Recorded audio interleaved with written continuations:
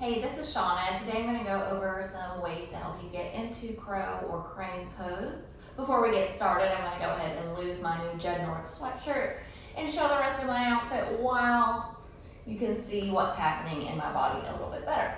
So, we are going to have a block with us today. Make sure you grab one. If you don't have one nearby, you can always use a book as well.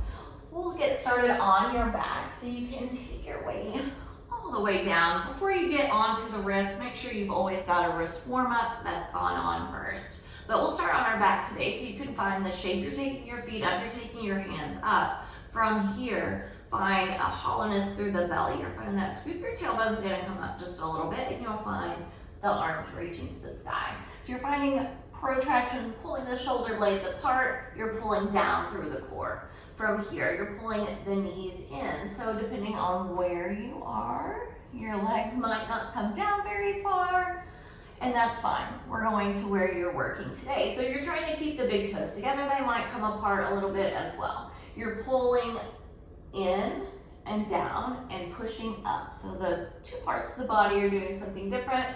The shoulders and arms are lifting, and the legs are pulling down. And then release. So as you go here, you can do some reps, just finding that same shape in the body, pulling down and up. You're trying to bring the big toes together, heels to the seat, squeezing in here, and reaching back. So just take as many of these as you need. You could take a few of those a day, just finding the shape on your back before you start to make it a little more challenging and get onto the hands.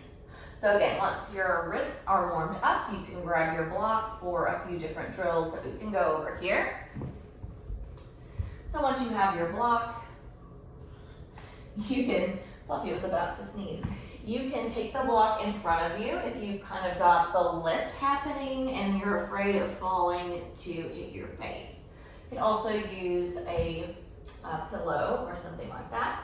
So once you have the block, you can set it on the highest setting just to make sure you feel comfortable. You're gonna find your hands down onto the floor. All right, so from there, you're pulling those fingers back, you're placing the knees in, and then that block is there. If you wanted to take your head there, then you could lift.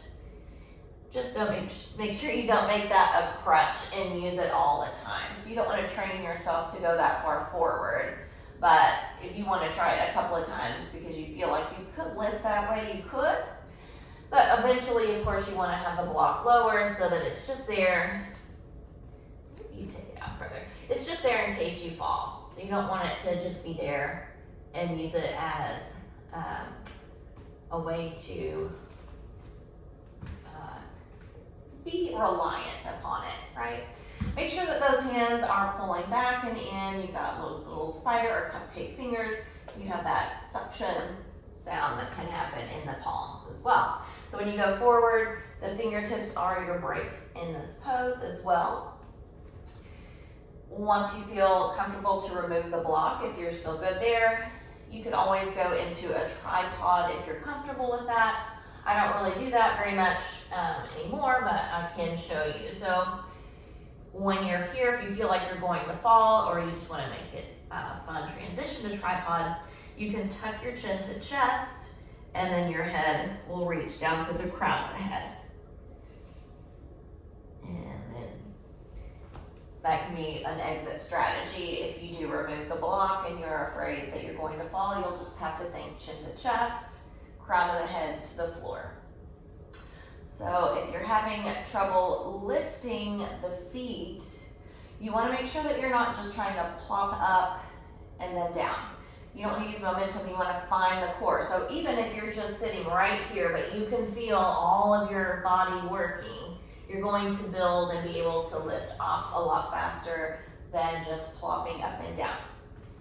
So you can take the block under the feet if you're good with the arms, and take the hands down and use the block to find your hips higher. So you're trying to send the hips up into the sky. If you're going into your crane, you're really using, I'll go over that really quickly as well.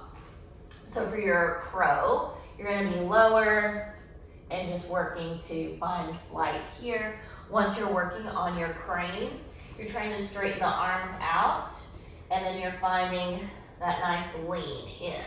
So as you're leaning here, you're pulling up, you're finding that roundness that you found on your back, and you're squeezing the heels to seat.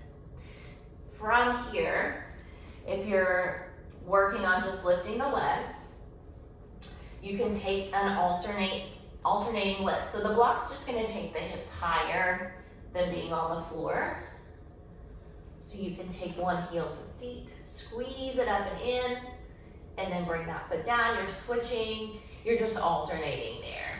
And again, when you are starting your journey into crow and crane, your feet and knees might be out a lot wider. The big toes might not touch, but slowly over time, you'll try to bring those back together.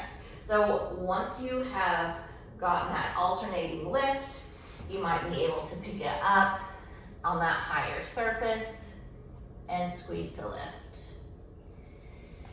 One other thing you can do here is to turn the block. So it depends on how wide the gap in between your feet is. You'll take the block in between, and then you can also do this with two blocks. You could be on a block and then have one in between your feet. This is gonna help you remember to engage the inner thighs to lift. So you're holding the block and trying to squeeze the block. So once you squeeze the block, you're gonna get lighter into the feet anyway, and then you can try to pull it up and in. One drill you can do here on the hands is just finding a little shift forward, getting higher on your feet. You can be on a block here. You're just gonna squeeze up and squeeze in. You can also do that with the block behind the knee. So you're just dropping down lower and squeezing, finding that connection. So it's gonna help you remember to pull the heel toward the seat to find that lift. Pulling toward the armpit and then bringing it back down. All right. Thanks so much for joining me today. I hope you got any information that you need. If you'd like any more assistance, just drop a comment below.